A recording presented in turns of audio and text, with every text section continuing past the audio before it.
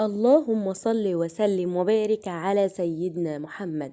من أجمل وأحسن وأطيب الرؤى التي ترى في المنام هي رؤية الميت، وخاصة لو كنت ترى الأموات بشكل مستمر، فاعلم أنك شخص روحاني وعلى قدر عالي من الروحانية والصلة بالله سبحانه وتعالى، وعليك بتطوير علاقتك بالله سبحانه وتعالى حتى تظهر لك كرامات أولياء الله الصالحين، لأنك بالطريقة دي مميز خالص جدا. كمان من أجمل الرؤى التي ترى في المنام هي رؤيا عطايا الأموات، وخاصة لو رأيت أن الميت يعطيك الأشياء ويبتسم لك، أو يعطيك أشياء محببة لنفسك، أو يعطيك أشياء أنت محتاجها فعلا في الواقع.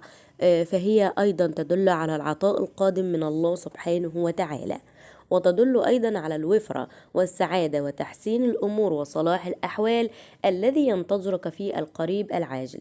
ولكن قبل بدء أي تفسير أو أي رمز هقولك على شيء مهم، إن احنا لو رأينا الأموات لازم وفورا نقوم من نومنا نخرج صدقة أو نعمل دعاء أو نعمل أي شيء حسن للمتوفى أو الميت ده. واعلم أن صدقة المتوفى يقدرها الله سبحانه وتعالى، لأنه بين أيادي الله، وربنا سبحانه وتعالى هيعوضك باللي يخرج عنك ويتذكرك، وهيرسلك الله سبحانه وتعالى للناس الأحياء عشان يفتكروك ويخرجوا لك زي ما انت عملت. وكمان ربنا هيضاعف لك الأجر، هيديك أجر ليك وأجر للمتوفى.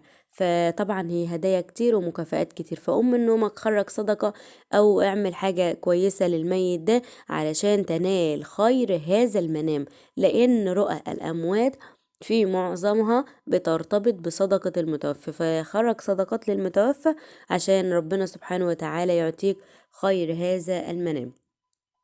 ثانيا، رؤيا الميت يعطي خضار في المنام تبشر بالرزق والطيب والفرح القادم إلى حياة الإنسان، فهي أطيب بشارة يراها الإنسان في المنام.